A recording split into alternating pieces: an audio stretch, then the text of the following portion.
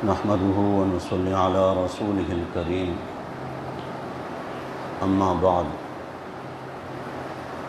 سورۃ القصص تک کل تفسیری خلاصہ آپ حضرات نے سماعت فرمایا۔ سورۃ العنکبوت ترتیب کے لحاظ سے قرآن میں یہ 29ویں نمبر پر ہے، 85 نمبر پر مکہ میں یہ نازل ہوئی۔ اس صورت مبارکہ کا جو موضوع ہے وہ ابتلا اور آزمائش۔ اللہ تعالیٰ ایمان والوں کو آزماتے ہیں، اور ایمان والوں کو آزمانا اللہ کی بہت پرانی سنت ہے۔ آزماتے کیوں ہیں؟ فَلَيَعْلَمَنَّ اللَّهُ الَّذِينَ صَدَقُوا وَلَيَعْلَمَنَّ الْكَاذِبِينَ۔ اللہ تعالیٰ دیکھنا چاہتے ہیں کہ سچے کون ہیں اور جھوٹے کون ہیں۔ اور دوسرے مقام پر اسی صورت میں فرمایا کہ اللہ تعالیٰ مومن اور منافق کا امتیاز کرنا چاہتے ہیں۔ منافق آزمائش کو برداشت نہیں کرتا اور مومن آزمائش پر صبر کرتا ہے۔ آزمائش اور امتحان سب سے زیادہ اللہ کے نبیوں پر آئے ہیں۔ اس وجہ سے اللہ تعالیٰ نے یہاں پر حضرت نوح علیہ السلام، حضرت ابراہیم، حضرت موسیٰ، حضرت ہارون اور حضرت لوط علیہ السلام کے واقعات مختصر انداز میں یہاں پر بیان فرمائے ہیں۔ اس صورت میں اللہ تعالیٰ نے مشرکین کے معبودان باطلہ کو اس قدر کمزور قرار دیا کہ ان کی مثال اللہ نے مکڑی کے جالے کے ساتھ دی ہے۔ اور عنکبوت عربی میں کہتے بھی مکڑی کو ہیں، یعنی مکڑی کے جالے کا تذکرہ تھا تو یہ پوری صورت کا نام بھی یہی پڑ گیا۔ فرمایا کہ جس طرح مکڑی کا جالا کمزور ہوتا ہے، اسی طرح مشرکین نے جن کو اپنے سہارے بنا رکھے ہیں وہ ان کے سہارے بھی بہت کمزور ہیں۔ مکڑی کا جالا اس قدر کمزور ہوتا ہے کہ تیز ہوا کو برداشت نہیں کر سکتا، حالانکہ وہ مکڑی کا گھر ہوتا ہے۔ پھونک مار دیں تو وہ اڑ جاتا ہے، ٹوٹ جاتا ہے۔ فرمایا کہ آخرت میں ایمان والوں کے لیے تو مضبوط سہارا اللہ کی ذات کا ہے، اور اس کامل ایمان کے ساتھ جب وہ عمل کرتے ہیں تو ان کے اعمال بھی مضبوط۔ لیکن مشرکین نے جن کو اپنا معبود بنا رکھا ہے، یہ ان کے سہارے مکڑی کے جالے کی طرح کمزور ہیں، جو ان کے کسی کام بھی نہیں آئیں گے۔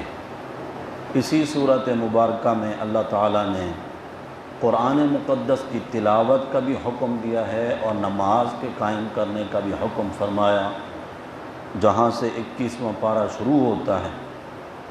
پہلی ہی آیت میں اللہ تعالیٰ نے نماز اور قرآن کا حکم دیا، اور نماز کا فائدہ اللہ نے یہ بتایا ہے کہ ان الصلاۃ تنہا عن الفحشاء والمنکر، نماز بے حیائی اور بری باتوں سے روکتی ہے۔ حقیقت یہی ہے جو اللہ نے بیان کر دی۔ جب شرائط اور آداب کا لحاظ رکھتے ہوئے نماز ادا کی جاتی ہے تو اس کے ثمرات ضرور حاصل ہوتے ہیں، پھر وہ نماز نمازی اور گناہ کے درمیان رکاوٹ بن جاتی ہے۔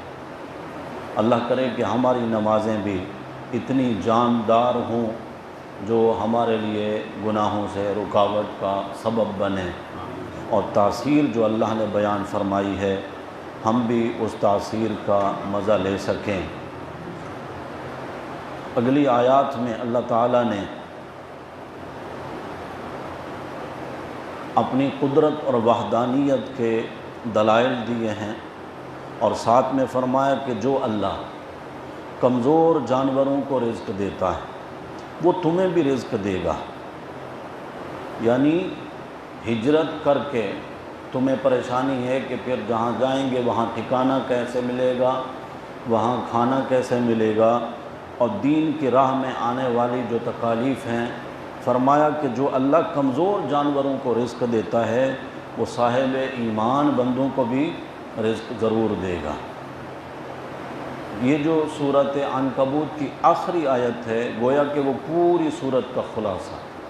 فرمایا جو لوگ ہمارے لیے مجاہدہ کرتے ہیں، اللہ کی رضا کے لیے مشقتیں برداشت کرتے ہیں، ہم انہیں ضرور اپنے راستے دکھا دیتے ہیں، بے شک اللہ تعالیٰ نیکوکاروں کے ساتھ ہے۔ سورہ روم، اس صورت کا موضوع بھی اللہ کے وجود، اللہ کی عظمت اور جلال، اس کے دلائل اللہ نے بیان فرمائے ہیں۔ اللہ تعالیٰ ایک چیز کو اس کی ضد سے پیدا کرتا ہے، زندہ سے مردہ اور مردے کو زندہ سے پیدا کرتا ہے۔ اپنی قدرت کاملہ سے نطفہ بے جان ہے، اس میں سے جاندار انسان کو پیدا کرتا ہے۔ انڈا بے جان ہے، اس میں سے جاندار بچے کو پیدا کرتا ہے۔ بیج جو ہے وہ بے جان ہے، اس میں سے جاندار درخت کو اللہ تعالیٰ پیدا فرماتے ہیں۔ اللہ نے انسان کو بے جان مٹی سے پیدا کیا، اور اللہ ہی وہ ذات ہے جس نے میاں بیوی کے درمیان ایسی محبت پیدا کر دی کہ وہ ایک دوسرے کے گویا کہ جسم کا حصہ بن جاتے ہیں، اور اللہ ہی وہ ذات ہے جو رات اور نیند کے ذریعے انسان کو سکون عطا فرماتے ہیں۔ وجہ اس کی یہ ہے کہ اللہ تعالیٰ نے انسان کی یہ جو جسم والی مشینری بنائی ہے، یہ اگر اس کو مشاغل کے ہجوم میں وقفہ نہ دیا جائے اور اس کو سکون نہ ملے تو پھر یہ مشین بھی خراب ہو جاتی ہے۔ اس کے لیے سکون ضروری تھا، تو نیند جیسی نعمت اللہ نے عطا فرمائی ہے۔ نیند ہوتی ہے تو انسان کا پورا جسم جو ہے وہ سکون اور راحت محسوس کرتا ہے، اور اسی نیند کی حالت میں معدہ اپنا کام کرتا ہے، جگر اپنا کام کرتا ہے۔ اور آج کی جدید جو تعلیم ہے، جو ڈاکٹر ہیں وہ بھی بتاتے ہیں، رات میں 10-11 بجے سے لے کر 3 بجے تک کا جو وقت ہے وہ انسان کے نظام ہضم اور جگر کے نظام کے لیے بہت ضروری ہے کہ اس وقت انسان کو سو جانا چاہیے۔ آج جو ہم طرح طرح کی بیماریوں میں مبتلا ہیں اس کی وجہ یہی ہے کہ ہم فطرت کے الٹ چل رہے ہیں، اور جو بھی کام فطرت کے خلاف ہوگا اس میں ضرور خرابی پیدا ہوگی۔ تو اللہ تعالیٰ نے نیند جیسی نعمت عطا فرمائی ہے۔ اسی طرح اللہ تعالیٰ بارشیں برساتے ہیں اور مردہ زمین کو زندہ کرتے ہیں۔ زمین و آسمان کا اتنا مستحکم اور مضبوط نظام اللہ کے وجود پر دلیل ہے کہ آسمان کی یہ چھت کسی ستون کے بغیر کھڑی ہے، اور پھر اس کے مدار میں جو ستارے دوڑ رہے ہیں، نہ کوئی اضطراب ہے نہ شور ہے، اور اسی طرح زمین ہے کہ مسلسل حرکت کر رہی ہے، لیکن اسی زمین کی پشت پر بسنے والے انسانوں کو اس کا احساس تک بھی نہیں کہ زمین حرکت کر رہی ہے، وہ بڑے پرسکون ہو کر رہ رہے ہیں۔ تو اللہ کی قدرت کی یہ نشانیاں بیان فرماتے آخر میں اللہ تعالیٰ نے ایک آیت مبارکہ میں پورا خلاصہ نکالا۔ فرمایا کہ اللہ وہ ذات ہے جس نے تمہیں پیدا کیا، اللہ الذی خلقکم ثم رزقکم، وہ تمہیں رزق بھی دیتا ہے، ثم یمیتکم، وہ تمہیں موت بھی دے گا، ثم یحییکم، پھر وہ تمہیں زندہ بھی کرے گا۔ حل من شرکائکم من یفعل من ذلکم من شیء، جن کو تم اللہ کا شریک ٹھہراتے ہو، یہ جو سارے کام اللہ کرتے ہیں ان میں سے کوئی کام وہ بھی کرتے ہیں؟ سوال کیا، حل من شرکائکم، تمہارے شریکوں میں سے بھی کوئی من یفعل من ذلکم من شیء، رزق دینا، زندگی دینا، موت دینا، یا موت کے بعد پھر سے زندہ کرنا، جن کو تم شریک ٹھہراتے ہو اللہ کا، کیا وہ ان میں سے کوئی کام وہ کرتے ہیں؟ پھر اللہ نے خود فرمایا سبحانہ وتعالی عما یشرکون، جن کو تم اللہ کا شریک ٹھہراتے ہو اللہ ان شریکوں سے پاک ہے، اللہ بہت اونچا ہے، اللہ بڑی عظمتوں والا ہے۔ اور اسی صورت میں وہ آیت بھی ہے جس میں فرمایا گیا کہ زمین و آسمان میں جب بگاڑ آتا ہے، یہ تری میں خشکی میں فساد آتا ہے، تو اس کی وجہ یہ ہوتی ہے کہ یہ انسانوں کے اپنے کرتوت ہوتے ہیں اور اپنے کردار ہوتے ہیں، تمہارے اپنے ہاتھوں کا کیا دھرا ہوتا ہے، اپنے ہاتھوں کی کمائی ہوتی ہے۔ فبما کسبت ایدیکم، فرمایا کہ یہ بھی تمہارے ساری بداعمالیوں کی سزا نہیں ہوتی۔ یعفو فبما کسبت ایدیکم ویعفو عن کثیر، فرمایا کہ بہت سارے گناہ تو تمہارے ہم ایسے ہی معاف کر دیتے ہیں، یہ تو چند اعمال پر اللہ کی طرف سے پکڑ ہوتی ہے، اور وجہ اس کے مصائب میں اور آزمائشوں میں انسان کو ڈالنے کی اللہ نے یہ بیان فرمائی ہے، لعلہم یرجعون، بندوں کو اللہ مصائب میں اس وجہ سے مبتلا کرتے ہیں تاکہ وہ اللہ کی طرف واپس پلٹ آئیں، اللہ کی طرف رجوع کر لیں۔ بھٹکے ہوں کو راستہ دکھانے کے لیے اللہ تعالیٰ ایسا کرتے ہیں۔ اور جو آگے صورت ہے سورہ لقمان، ہم نے تو لقمان حکیم کا نام سن رکھا ہے، شاید ہمارا تصور یہ ہو کہ وہ اس طرح کے حکیم تھے جس طرح ہمارے دور کے حکیم ہوتے ہیں کہ وہ نبض دیکھتے ہیں اور بیماریاں بتاتے ہیں، علاج کرتے ہیں۔ وہ ایسے حکیم نہیں تھے۔ حکمت، دانائی، عقل مندی، اللہ نے ان کو بہت کچھ عطا فرما رکھا تھا حکمت اور دانائی میں سے، وہ بڑے سمجھدار انسان تھے۔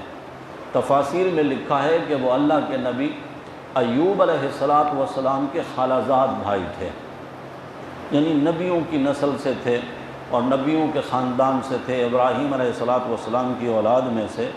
یہ جو صورت ہے سورہ لقمان ترتیب کے لحاظ سے اس کا 31 نمبر ہے، نازل ہوئی ہے یہ 57 نمبر پر۔ اس میں چونکہ حضرت لقمان کی نصیحتوں کا ذکر ہے جو انہوں نے اپنے بیٹے کو کی ہیں، تقریباً 9 نصیحتیں انہوں نے اپنے بیٹے کو کی ہیں، اس مناسبت سے اس سورت کا نام سورہ لقمان ہے۔ ان کے جو اقوال ہوتے تھے عبرت اور نصیحت کا خزانہ ہوتے تھے۔ حضرت لقمان اللہ تعالیٰ کی 5 اللہ تعالیٰ نے ان کی 5 وصیتیں یہاں ذکر فرمائی ہیں، لیکن نصیحتوں میں آگے چل کر اگر ان کا شمار کیا جائے تو وہ تقریباً 9 بنتی ہیں۔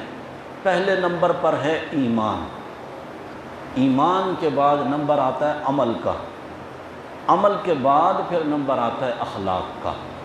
اور انہوں نے اپنے بیٹے کی تربیت میں کوئی کمی نہیں چھوڑی، اسی انداز سے بیٹے کو سمجھانے لگے، یا بنیا لا تشرک باللہ، پہلی نصیحت ہی یہی کی ہے، اے میرے پیارے بیٹے اللہ کے ساتھ کسی کو شریک نہ کرنا، شرک نہیں کرنا۔ اور شرک کے بارے میں بتا دیا کہ ان الشرک لظلم عظیم، شرک بہت بڑا ظلم ہے۔ ظلم کا اگر آپ معنی دیکھیں لغت کی کتاب میں کہ ظلم کس کو کہتے ہیں، تو کسی چیز کو اس کے مقام سے ہٹا دینا، اسی کا نام ظلم ہے۔ مثال کے طور پر کلینک میں ڈاکٹر صاحب نہیں آئیں، مریض وہاں پر بہت سارے بیٹھے ہوں، اور برابر میں ہی دکان ہو کارپینٹر کی، وہاں سے لوگ کارپینٹر کو پکڑ کے لے آئیں کہ آج ڈاکٹر صاحب نہیں آئے، آپ یہاں بیٹھیں اور مریضوں کو دیکھیں، تو یہ کیا ہوگا؟ یہ کیا ہوگا؟ یہ ظلم ہوگا، یہ ظلم ہوگا۔ اسی طرح ایکٹر، اداکار سارا سال ناچ گانوں میں مصروف، بے حیائیوں میں مصروف لوگوں کو رمضان میں ٹی وی چینلوں پر بٹھا کر لوگوں کو دین سکھانا، یہ کیا ہے؟ یہ ظلم ہے۔ اور اللہ کو اس کے منصب، یعنی اللہ کی مخلوق کو اللہ کے منصب کے برابر قرار دینا کہ اللہ بھی مشکل کشا اور اللہ کا بندہ بھی مشکل کشا، یہ ظلم اسی وجہ سے کہا گیا کہ یہ ان الشرک لظلم عظیم، شرک جو ہے وہ بہت بڑا ظلم ہے۔ شرک ہی وہ گناہ ہے جس کے بارے میں اللہ نے قرآن میں فرمایا میں چاہوں گا تو شرک کے علاوہ باقی سارے گناہ معاف کر دوں گا۔ شرک ایسا گناہ ہے کہ شرک کرنے والا اگر بغیر توبہ کیے مر گیا تو میں اس کو معاف نہیں کروں گا۔ شرک ہی وہ گناہ ہے کہ بندہ سارے نیک اعمال کرتا ہو، شرک جیسا گناہ کرے تو سارے اعمال اللہ برباد کر دیتے ہیں، وہ شمار میں نہیں آتے، پھر ساری نیکیاں اللہ برباد کر دیتے ہیں ایک گناہ کی وجہ سے، پھر وہ شمار میں نہیں آتی نیکیاں۔ اور نیکیوں میں سب سے بڑی نیکی وہ ہے لا الہ الا اللہ، یعنی عقیدہ توحید، کلمہ توحید۔ یہ اتنی بڑی نیکی ہے جو سارے گناہوں کو مٹا دیتی ہے۔ شرک ساری نیکیوں کو مٹا دیتا ہے اور توحید سارے گناہوں کو مٹا دیتی ہے۔ اس وجہ سے سب سے پہلے انہوں نے وصیت اسی بات میں کی ہے کہ اللہ کے ساتھ کسی کو شریک نہیں کرنا، اور اس کے بعد والدین کے ساتھ حسن سلوک کا بھی حکم دیا گیا، کیونکہ انسان کے دنیا میں آنے کا ایک سبب والدین بھی ہیں۔ اللہ کے بعد اکثر مقامات پر قرآن میں جہاں اللہ کی عبادت کا حکم دیا گیا ہے، اسی کے ساتھ والدین کے ساتھ حسن سلوک کا بھی حکم دیا گیا ہے۔ جب عقیدہ درست ہو تو پھر ہوتا ہے عمل، اس لیے عمل کی طرف متوجہ کیا کہ یا بنی اقم الصلاۃ، میرے بیٹے نماز قائم کر، اور لوگوں کو اچھائی کی دعوت دے، برائیوں سے ان کو منع کر۔ یہ اعمال ہیں، اور ان اعمال کا فائدہ کب ہوگا؟ جب عقیدہ درست ہوگا۔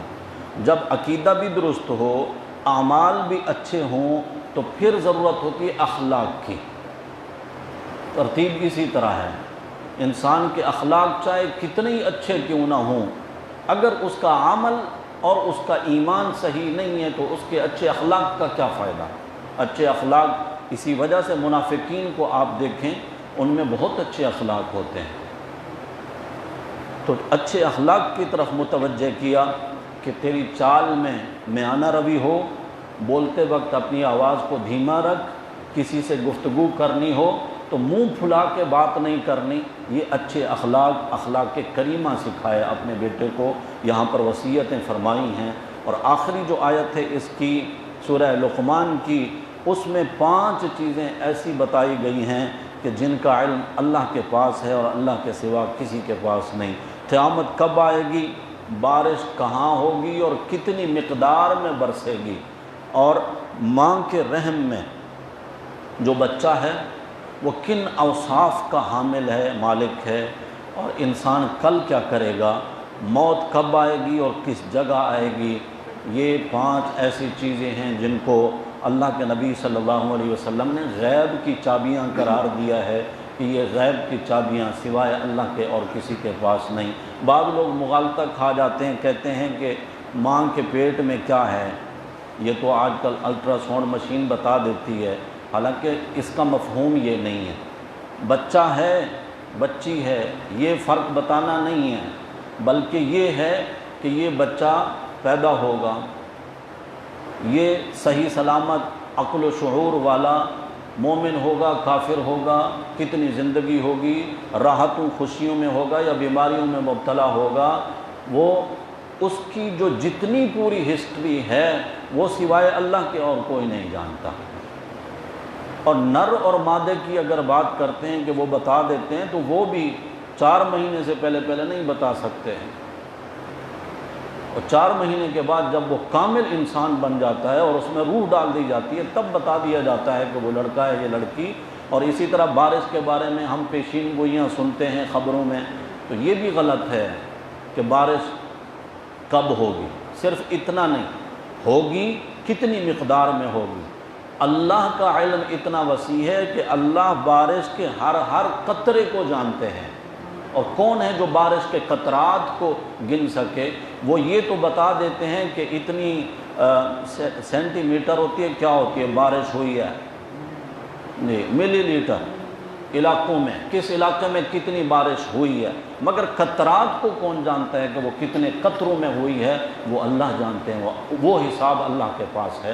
تو اس طرح یہ ساری چیزیں ہیں، موت کب آئے گی، کس وجہ سے آئے گی، کون سا سبب بنے گا اور کس علاقے میں آئے گی، یہ ساری چیزیں 5 چیزیں گنی گئی ہیں، غیب کی چابیاں ہیں، اللہ کے سوا کسی کو اس کا علم نہیں۔ آگے سورۃ السجدہ ہے، ترتیب کے لحاظ سے تو 32ویں نمبر پر ہے، یہ 75 نمبر پر مکہ میں نازل ہوئی۔ اس میں قرآن کی حقانیت کو ابتدائی آیات میں بیان کیا گیا، جس کا معجزہ ہونا، قرآن کا معجزہ ہونا بالکل واضح ہے، ایمان والے اس کو سمجھتے ہیں۔ اور پھر قدرت کے دلائل دیے کہ آسمان اور زمین کو اللہ نے پیدا کیا، ہر کام کی تدبیر اللہ ہی کرتے ہیں، پانی کے ایک قطرے سے انسان کو اللہ نے تخلیق کیا، اور اللہ نے کیسے مٹی سے پانی، نطفے سے لوتھڑا، لوتھڑے سے بوٹی، بوٹی سے ہڈی تک کے مراحل طے کیے ہیں، انسان کن مراحل سے گزر کر آیا ہے۔ پھر یہ صورت مجرموں کا حال بھی بتاتی ہے کہ قیامت کے دن مجرم اللہ کے سامنے سر جھکائے کھڑے ہوں گے، ان پر ذلت چھائی ہوگی، وہ آرزو کریں گے کہ کاش ہمیں دنیا میں واپس لوٹا دیا جائے تو ہم اچھے اعمال کریں گے، لیکن اللہ تعالیٰ فرمائیں گے جو اس جہان میں آ گیا اب وہ واپس اس جہان میں نہیں جا سکتا۔ مومنین کا حال بھی بتایا گیا اس صورت میں کہ وہ اللہ کے سامنے جھکے رہتے ہیں، راتوں کو ان کے پہلو بستر سے الگ رہتے ہیں، یعنی عبادت میں مصروف رہتے ہیں، اللہ کے عذاب سے وہ ڈرتے ہیں، اللہ کی رحمت کی امید بھی رکھتے ہیں، اور اللہ کے دیے ہوئے مال میں سے اللہ کی رضا کے لیے وہ خرچ بھی کرتے ہیں۔ آگے سورۃ الاحزاب ہے، ترتیب کے لحاظ سے اس کا 33واں نمبر ہے، یہ نازل ہوئی ہے 90 نمبر پر مدینہ منورہ میں۔ اس صورت کے الگ الگ موضوعات ہیں، جتنا حصہ ہم نے آج کی شب تراویح میں سنا تھا اس میں تقریباً غزوہ احزاب اور غزوہ بنو قریظہ اس کا ذکر ہے، اسی پر میں کچھ عرض کروں گا، باقی جو حصہ اس کا انشاءاللہ اگلی تراویح میں آپ سنیں گے تو اس کا خلاصہ بھی ہم کل عرض کریں گے۔ غزوہ احزاب، احزاب جمع حزب کی، حزب کہتے ہیں لشکر کو۔ جن حضرات نے ہمارا یہ درس سنا ہے پہلے، غزوہ بدر کے بارے میں آپ نے سنا کہ وہ سن 2 ہجری میں ہوا، پھر 3 ہجری میں غزوہ احد ہوا۔ احد کے دن چیلنج دے کر گئے تھے ابو سفیان کہ اگلے سال پھر لڑیں گے، لیکن جب اگلا سال آیا تو راستے سے وہ واپس ہو گیا، اس نے کہا کہ یہ قحط سالی کا زمانہ ہے، اس زمانے میں لڑنا مناسب نہیں، جنگ نہیں ہوئی۔ پھر اس سے اگلے سال یعنی سن 5 ہجری میں مدینہ میں مختلف قبائل آباد تھے یہودیوں کے، بنو نذیر تھا، بنو قریظہ تھا۔ بنو نذیر والوں نے کچھ ایسی حرکتیں کیں کہ اللہ کے نبی صلی اللہ علیہ وسلم نے ان کو مدینہ طیبہ سے نکال دیا، اور یہ لوگ خیبر میں جا کر آباد ہوئے۔ وہاں کا جو سردار تھا بنو نذیر قبیلے کا، وہ جانتا تھا کہ مشرکین مکہ محمد صلی اللہ علیہ وسلم سے پہلے بھی جنگیں کر چکے ہیں، اب یہ خود تو لڑ نہیں سکتا تھا، یہ وہاں جا کر اس نے ان کو اکسایا مشرکین مکہ کو کہ ہم بھی تمہارا ساتھ دیں گے اور فلاں فلاں قبائل کو آپ کے ساتھ ملائیں گے، ہم سب یکبارگی میں حملہ کریں اور محمد صلی اللہ علیہ وسلم کو، آپ کے ماننے والوں کو صفحہ ہستی سے مٹا دیں، نعوذ باللہ۔ تو وہاں سے ان کو ابھارا اس نے، تقریباً مختلف قبائل یعنی مختلف لشکر جب جمع ہو گئے تو اسی کا نام احزاب ہے نا، لشکروں کی جمع۔ تقریباً 10,000 کا لشکر لے کر یہ لوگ وہاں سے روانہ ہوئے۔ بنو غطفان ایک قبیلہ تھا، ان کو بھی اپنے ساتھ انہوں نے ملایا۔ اتنی بڑی آفر دے کر یہودیوں نے کہا کہ خیبر کے جو ہمارے باغات ہیں کھجوروں کے، ہر سال ان کا جتنا بھی پھل ہوگا آدھا تمہارا ہوگا، لیکن تم ہمارا ساتھ دو۔ بنو غطفان بھی آ گئے، مشرکین بھی آ گئے، یہودی بھی ان کے ساتھ مل گئے، اور جب آپ صلی اللہ علیہ وسلم کو اطلاع ہوئی کہ اس طرح بڑا لشکر آ رہا ہے تو مشورہ ہونے لگا کہ کس طرح مقابلہ کیا جائے، کیسے جنگ لڑی جائے۔ مشورے میں طے پایا، حضرت سلمان فارسی رضی اللہ تعالیٰ عنہ نے مشورہ دیا، یا رسول اللہ ہم ایران کے لوگ ہیں، ہمارے ہاں ایک تدبیر یہ بھی ہوتی ہے کہ اگر دشمن کے ساتھ مقابلہ کرنا ذرا مشکل ہو تو ہم خندقیں کھود دیتے ہیں تاکہ دشمن ان خندقوں کو پار کر کے ہمارے قریب نہ آ سکے۔ آپ کی رائے کو پسند کیا گیا۔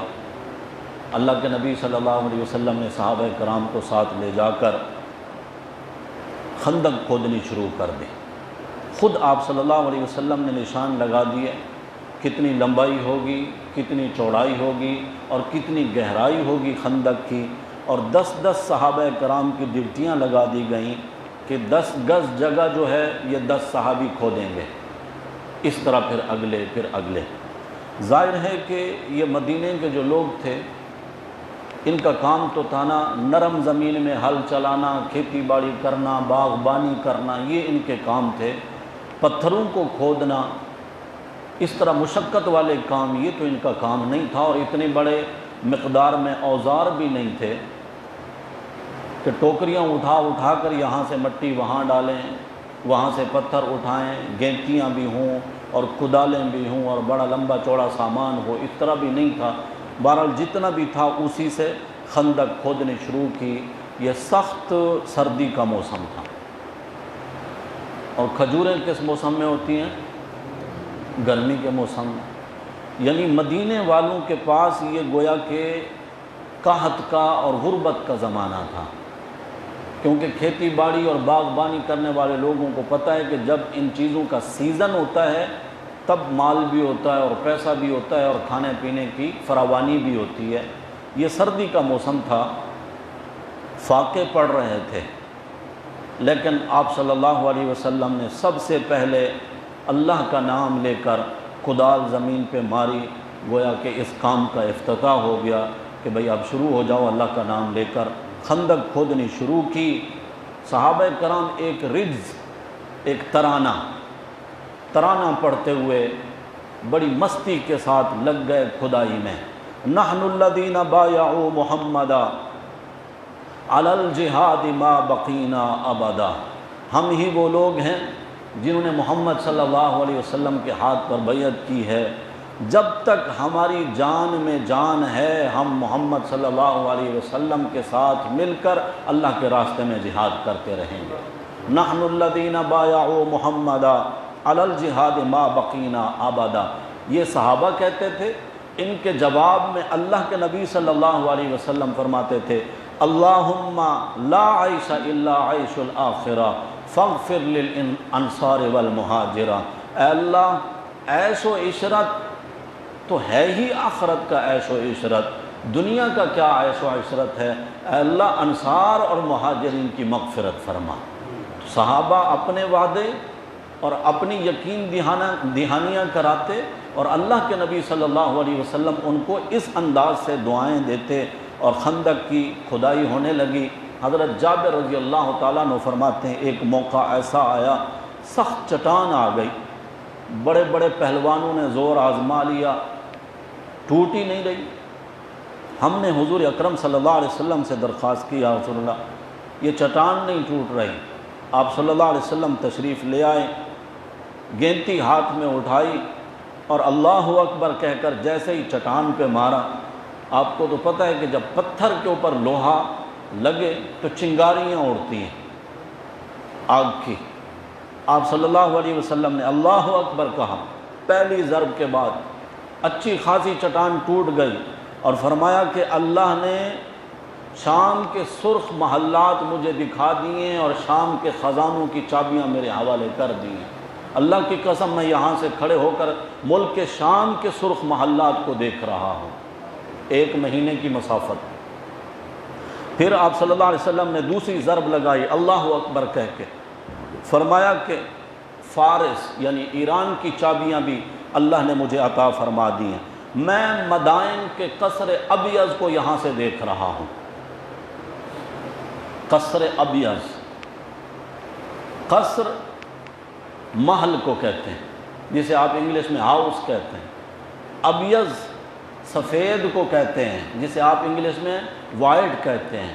اللہ کے رسول صلی اللہ علیہ وسلم فرما رہے ہیں کہ میں یہاں سے وائٹ ہاؤس کو دیکھ رہا ہوں، قصر ابیض کو میں یہاں سے کھڑے دیکھ رہا ہوں، اور اللہ نے فارس کی چابیاں میرے حوالے کر دی ہیں۔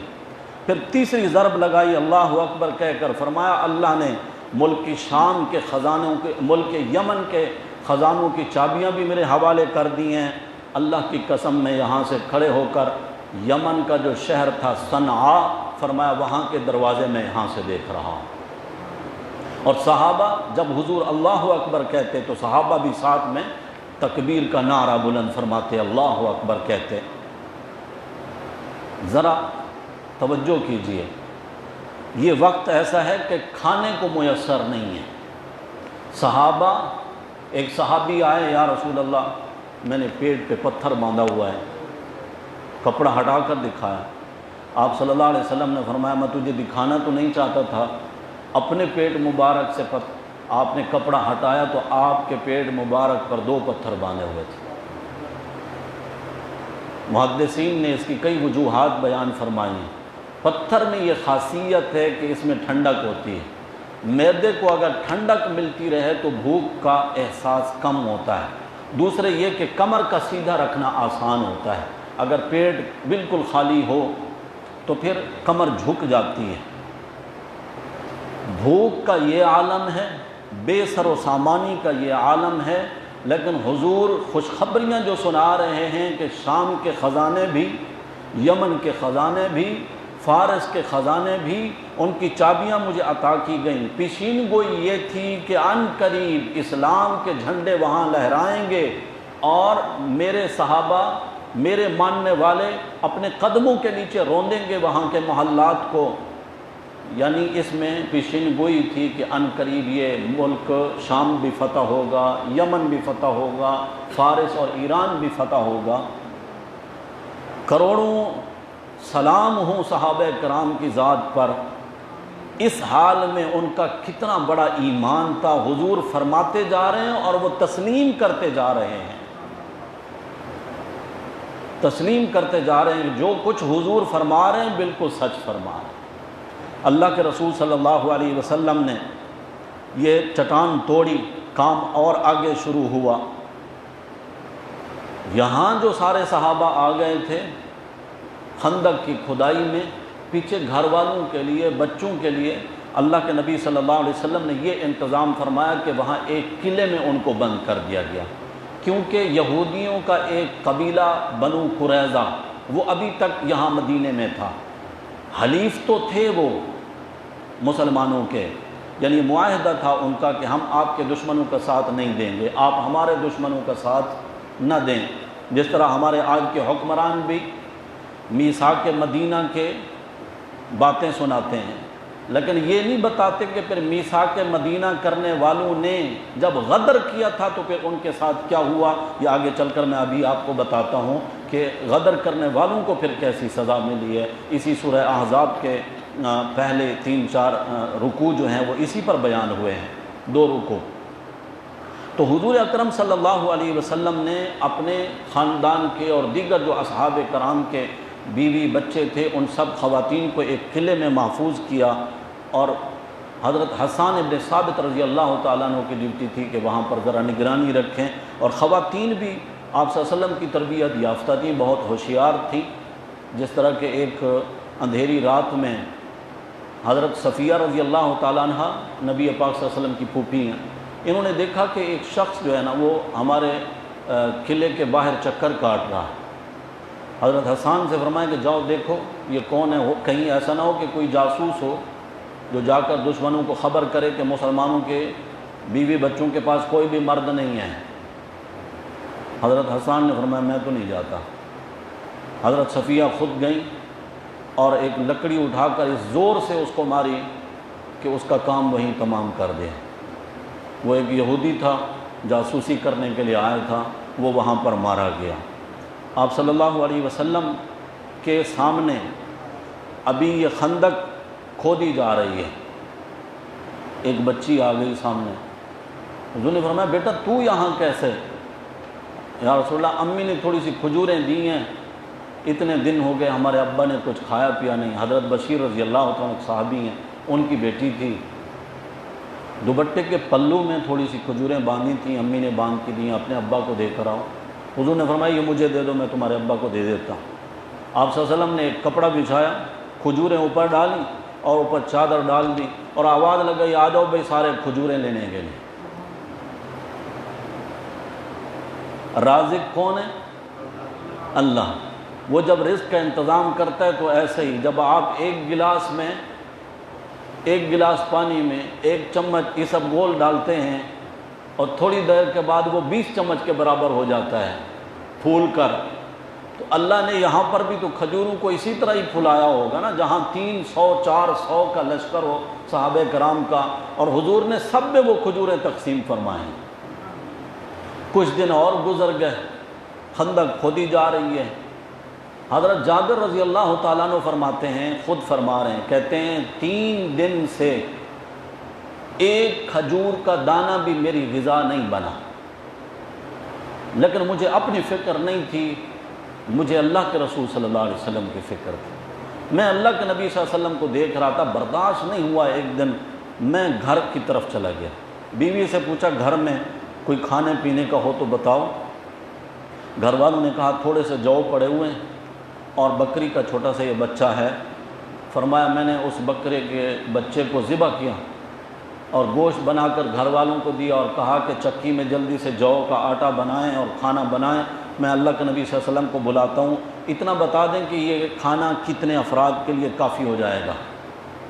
گھر والوں نے کہا کہ اگر 6 افراد اور ہوں اور 7ویں نبی اکرم صلی اللہ علیہ وسلم ہو جائیں تو بس اتنا ہو جائے گا کھانا۔ حضرت جابر آ گئے، یا رسول اللہ، ایک طرف لے گئے الگ صحابہ کرام سے، علیحدگی میں جا کر درخواست کی کہ آپ کی لیے دعوت کا یہ تھوڑا سا انتظام کیا ہے، آپ تشریف لے چلیں اور اس طرح اتنے افراد کا کھانا ہو جائے گا۔ حضور اکرم صلی اللہ علیہ وسلم نے ایک صحابی سے فرمایا، اونچے ٹیلے پہ کھڑے ہو کر لگاؤ آواز، بھائی آج جابر نے تم سب کی دعوت کی ہے، چلیے دعوت۔ حضرت جابر کی تو پاؤں تلے سے زمین نکل گئی نا، اور بھاگے گھر کی طرف۔ جب گھر آئے تو بیوی کو آ کر بتایا، آج لگتا ہے کہ ہماری رہی صحیح عزت بھی جاتی رہے گی، لوگ باتیں بنائیں گے، کہیں گے جب کھلا نہیں سکتا تھا تو سب کو بلایا کیسے۔ بیوی کہنے لگی آپ کیوں پریشان ہو رہے ہیں، آپ نے حضور کو کیا بتایا تھا؟ انہوں نے عرض کیا میں نے اللہ کے رسول صلی اللہ علیہ وسلم کو یہی عرض کیا تھا کہ 6-7 افراد کا کھانا ہے۔ تو بیوی بھی تو میرے نبی کی صحابیہ تھی نا، کہنے لگی آپ نے حضور کو دعوت دی ہے، باقیوں کو دعوت آپ نے دی ہے یا حضور نے دی ہے؟ انہوں نے کہا باقیوں کو تو اللہ کے نبی صلی اللہ علیہ وسلم نے دعوت دی ہے۔ تو عرض کرنے لگی آپ پریشان نہ ہوں، جو آپ کے مہمان ہیں وہ اللہ کے رسول کے مہمان ہیں، پھر اللہ جانے اس کا رسول جانے اللہ نے کیسے انتظام کرنا ہے، آپ کیوں پریشان ہو رہے ہیں۔ حضرت جابر رضی اللہ عنہ واپس تشریف لائے، نبی اکرم صلی اللہ علیہ وسلم نے فرمایا گھر جا رہے ہو، گھر والوں سے کہنا جب کھانا تیار ہو جائے ہانڈی کو چولہے سے نہیں اتارنا، اس کا ڈھکن نہیں ہٹانا، اور روٹیاں پکا کر جہاں رکھنا ہے تو اوپر کپڑے سے ڈھانپ دینا، ان کو کھول کے دیکھنا نہیں ہے، کھانا میں خود آ کر تقسیم کروں گا۔ بعض روایات میں 300 اور بعض میں 400 صحابہ کرام کی مقدار آتی، یہ سارے لوگ آ گئے، 10 کی ٹولیاں بنائی گئیں، 10 آدمی اندر آ جائیں بھی وہ کھانا کھا کر چلے جائیں۔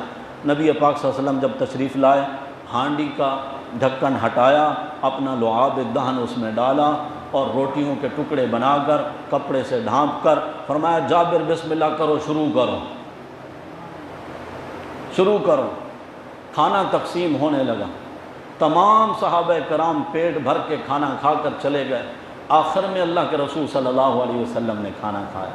جب آپ صلی اللہ علیہ وسلم بھی فارغ ہو گئے، فرمایا جابر کھانا باقی اپنے گھر والوں کو کھلا دو۔ یہ سب چلے گئے۔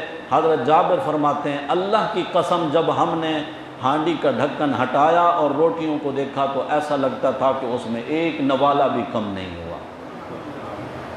اللہ نے ایسے غیب سے رزق کا انتظام فرمایا۔ تو حضور اکرم صلی اللہ علیہ وسلم نے یہ کھدائی جب ہو گئی، مشرکین بھی وہاں پہنچ گئے، 10,000 کا لشکر۔ نبی پاک صلی اللہ علیہ وسلم صحابہ کرام کی جو جمعیت ساتھ لے کر گئے تھے یہ تقریباً 3,000 لوگ تھے۔ مشرکین کے ساتھ جو یہودی آئے تھے خیبر والے، ان کے اپنے تھے یہ بنو قریظہ والے جو مدینہ میں رہ رہے تھے، جن کے حضور کے ساتھ معاہدے تھے، یہ ان کے پاس گئے۔ انہوں نے کہا کہ تم بھی ہمارے ساتھ ملو اور غدر کرو، معاہدے چھوڑو ان باتوں کو۔ اس قبیلے کا جو سردار تھا کعب بن اسد اس کا نام تھا، بنو قریظہ کا، اس نے بنو نذیر کے سردار سے کہا کہ میں ایسا نہیں کر سکتا، میں نے محمد صلی اللہ علیہ وسلم کی ذات میں سوائے سچائی کے اور کچھ نہیں دیکھا۔ اس نے بہت اکسایا، بہت باتیں کی، بالآخر اس کو تیار کر لیا، اس نے اعلان کر دیا کہ جی ٹھیک ہے ہم آپ کے ساتھ ہیں۔ جب حضور اکرم صلی اللہ علیہ وسلم کو پتہ چلا تو پھر تو ڈبل پریشانی ہو گئی نا، کہ ایک طرف یہ مشرکین کا اتنا بڑا لشکر ہے، ہمارے بیوی بچوں کے پاس پیچھے یہودی بیٹھے ہوئے ہیں، پیچھے ان کا قبیلہ ہے، یعنی مسلمان دونوں طرف سے گھر گئے۔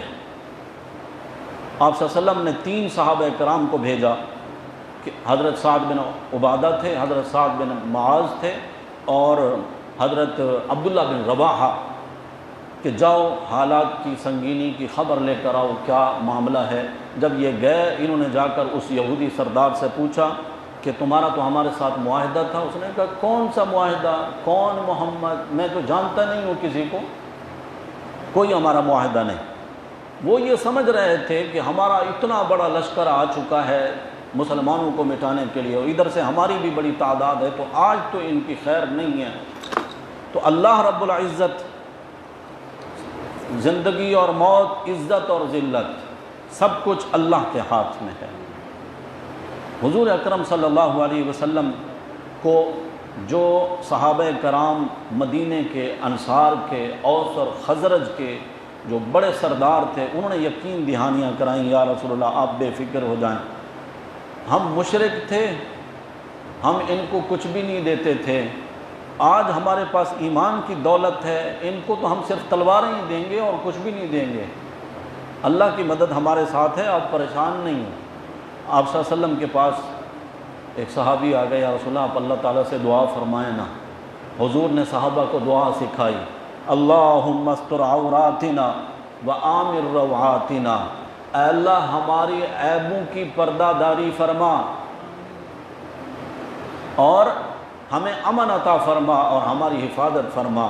یہ مفہوم تھا، یہ دعا سکھائی، اور بھی دعائیں حضور اکرم صلی اللہ علیہ وسلم نے مانگنے کو سکھائیں صحابہ کرام کو، اور خود حضور اکرم صلی اللہ علیہ وسلم ایک اونچی جگہ تھی پہاڑی کے اوپر، وہاں تشریف لے گئے، وہاں جا کر دعا کی۔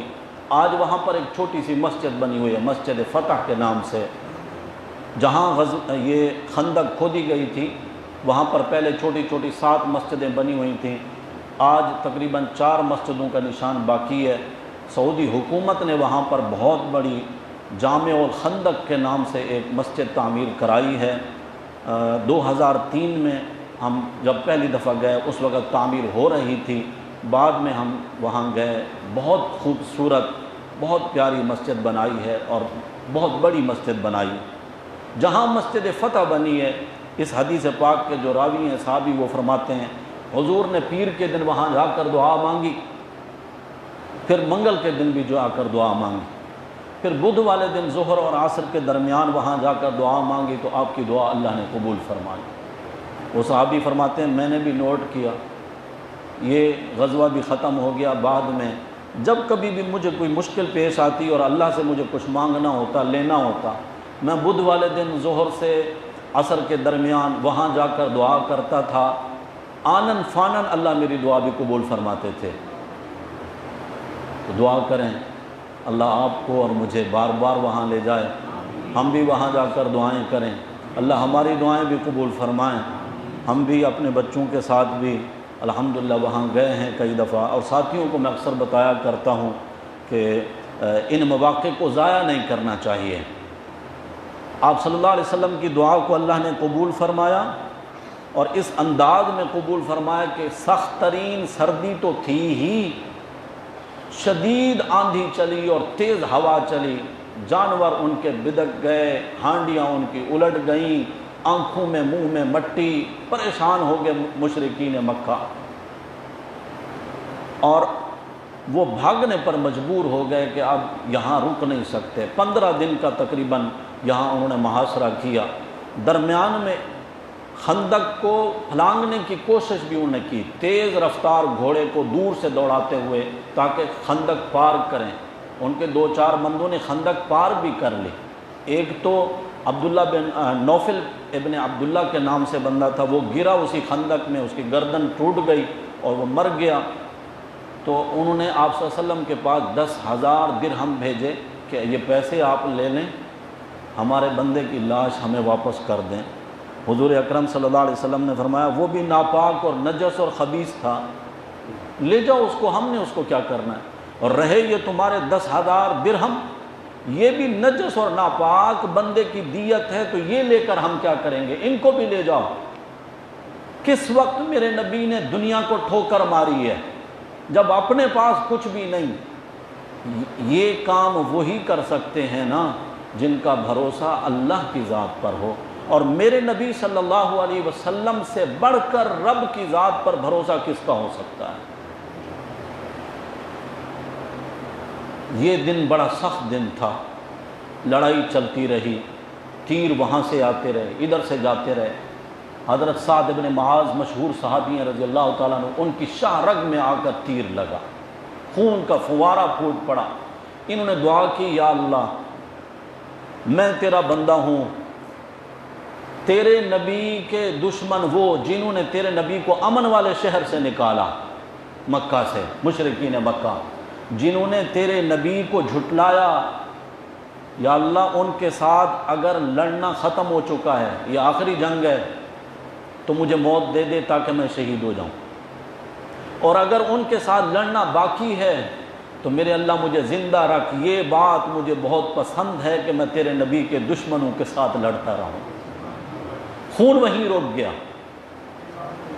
حضرت سعد کا خون وہیں رک گیا، ایسا لگتا تھا کہ زخم کو کسی نے پلستر کر دیا، بند ہو گیا خون۔ حضرت سعد رضی اللہ تعالیٰ عنہ زخمی ہوئے، اسی دن آپ صلی اللہ علیہ وسلم کی اور صحابہ کرام کی 4 نمازیں قضا ہو گئی۔ دشمنوں کے ساتھ اس بھیڑ میں نمازیں ادا نہیں کی جا سکیں جن کو بعد میں ادا کیا گیا۔ آپ صلی اللہ علیہ وسلم کی دعاؤں کی برکت سے اللہ نے تیز ہوا چلائی۔ حضرت حذیفہ رضی اللہ تعالیٰ عنہ کو حضور نے فرمایا، حذیفہ رات کے اندھیرے میں نکلو، جاؤ دیکھو ان کے لشکر کی خبر لو، کیا پروگرامات ہیں ان کے۔ حضرت حذیفہ عرض کرنے لگے، یا رسول اللہ مجھے ڈر لگتا ہے کہیں میں گرفتار نہ ہو جاؤں، میرے لیے دعا فرما دیں۔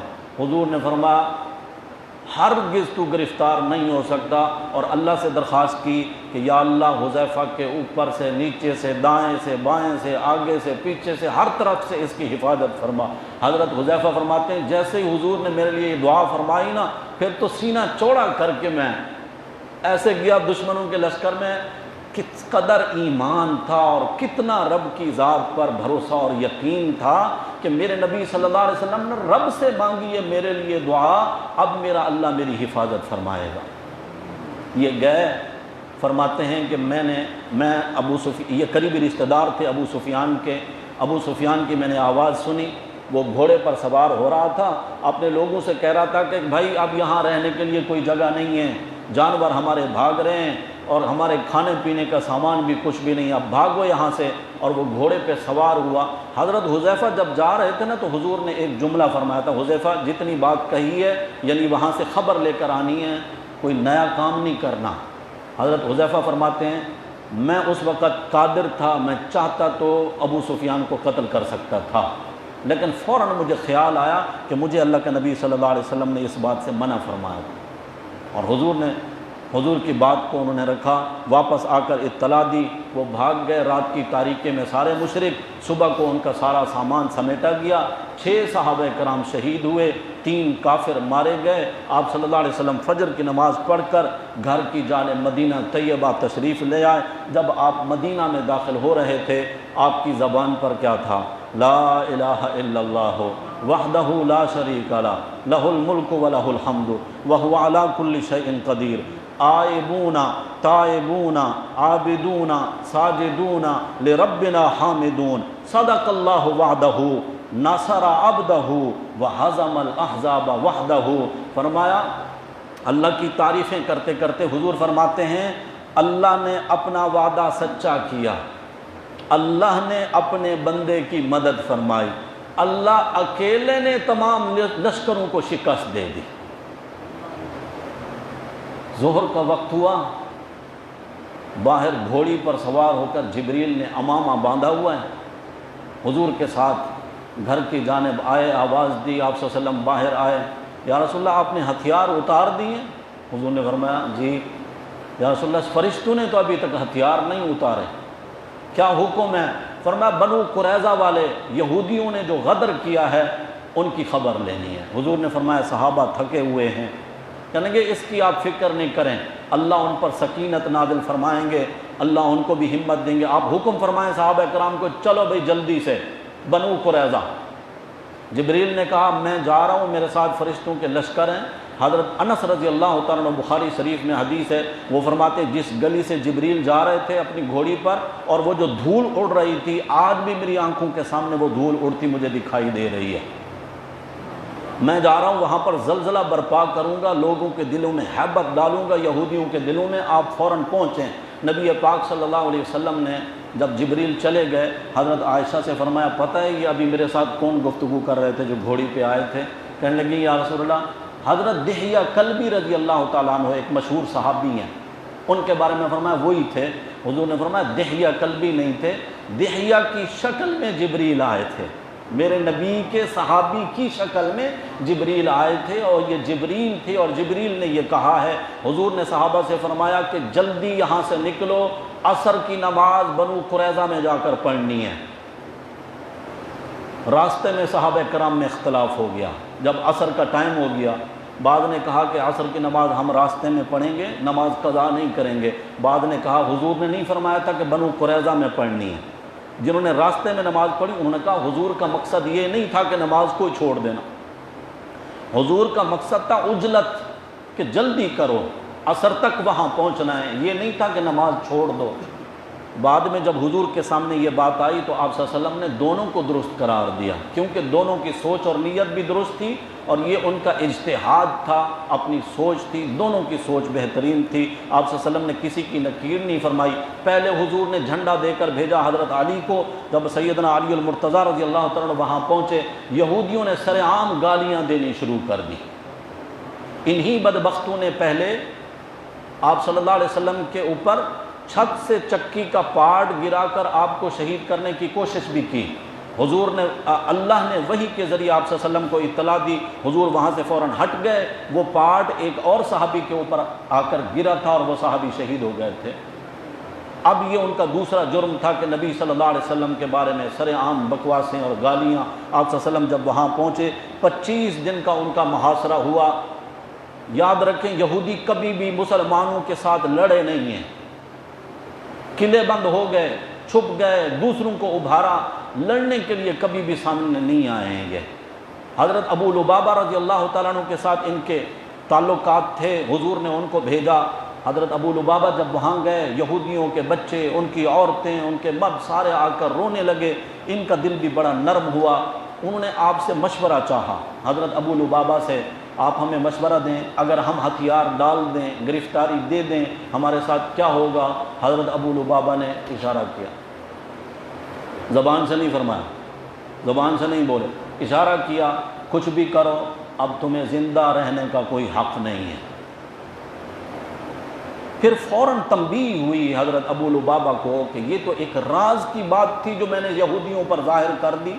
इसका मतलब ये है कि मैंने अल्लाह और उसके रसूल के राज को ज़ाहिर कर दिया, गोया मैं अल्लाह और उसके रसूल का मुजरिम हूँ। वहाँ से सीधा आए, कहने लगे अल्लाह की कसम खा के कहता हूँ आज के बाद बनु कुरैज़ा नहीं आऊँगा, क्योंकि यहाँ पर मैंने ख़यानत की है। दूसरे ये कि इस मकाम पर मुझसे ये गलती हुई।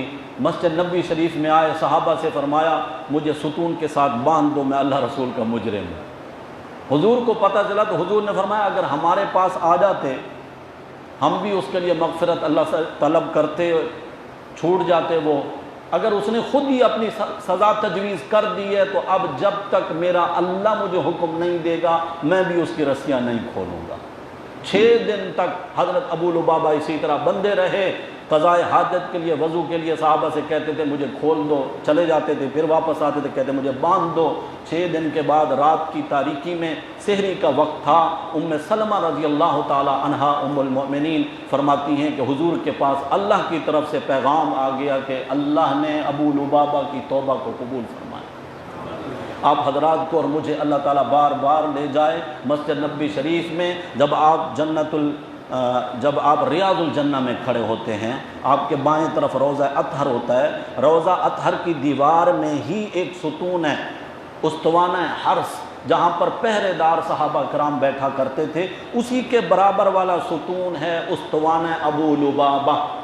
یہاں پر اس دور میں یوں نہیں ہے کہ یہی والا ستون ہے، اب تو جدید بنی ہے مسجد، کئی دفعہ اس کی توسیع ہوئی ہے، اسی جگہ بہرحال وہ ستون تھا جس کے ساتھ ابو لبابہ نے اپنے آپ کو بندھوایا تھا۔ ام سلمہ نے کہا یا رسول اللہ ان کی توبہ کا اللہ کی طرف سے اعلان آ گیا، مجھے اجازت دے میں اس کو خوشخبری سنا دوں۔ وہاں کھڑکی سے پردہ ہٹا کر ام سلمہ رضی اللہ تعالیٰ عنہ نے ان کو خوشخبری سنائی، اور پھر اللہ کے نبی صلی اللہ علیہ وسلم خود تشریف لے آئے، ابو لبابہ کی رسیاں کھولیں اور مبارکباد دی کہ اللہ نے آپ کی توبہ کو قبول فرمایا ہے۔ یہودیوں کے بارے میں حضرت سعد ابن معاذ رضی اللہ تعالیٰ عنہ وہ جو زخمی ہوئے تھے ان کے لیے حضور نے مسجد نبوی شریف میں ہی ایک خیمہ بنوا دیا تھا تاکہ ان کی عیادت کے لیے آنا جانا میرے لیے آسان ہو، ان کے گھر تک پہنچنا میرے لیے مشکل ہوگا۔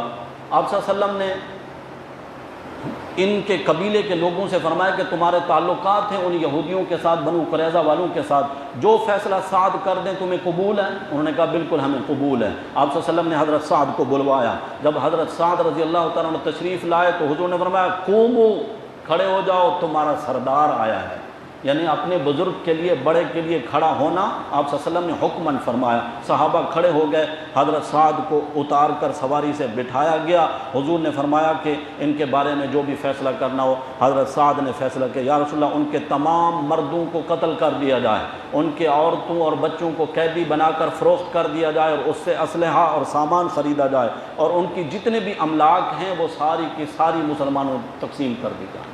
آپ صلی اللہ علیہ وسلم نے فرمایا آپ نے بالکل اللہ کی مرضی کے مطابق فیصلہ کیا ہے۔ حضرت سعد سے فرمایا اللہ کی مرضی کے مطابق فیصلہ کیا ہے۔ یہودیوں کے سارے افراد تقریباً جن کی تعداد 400 بتائی جاتی ہے، ان سب کی گردنیں ماری گئیں، کسی عورت کو قتل نہیں کیا گیا، صرف اسی ایک عورت کو قتل کیا گیا جس نے وہ چکی کا پارٹ گرایا تھا اور صحابی کو شہید کیا تھا، کسی بچے کو نہیں مارا گیا۔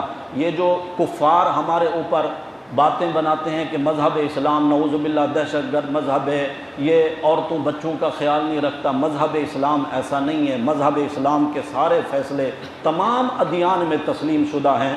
یہ جو فیصلہ تھا تورات میں بھی بالکل یہی فیصلہ لکھا ہوا تھا، غدر کرنے والوں کے لیے یہی سزا۔ اسی موقع پر بیٹھے بیٹھے حضرت سعد رضی اللہ تعالیٰ نے پھر عرض کیا اللہ تعالیٰ سے، یا اللہ اگر تیرے نبی کے دشمنوں کے ساتھ لڑنا ابھی باقی ہے تو مجھے زندہ رکھ، ورنہ میرے زخم کو ہرا کر دے اور مجھے اسی زخم کی وجہ سے شہادت کی موت دے دے۔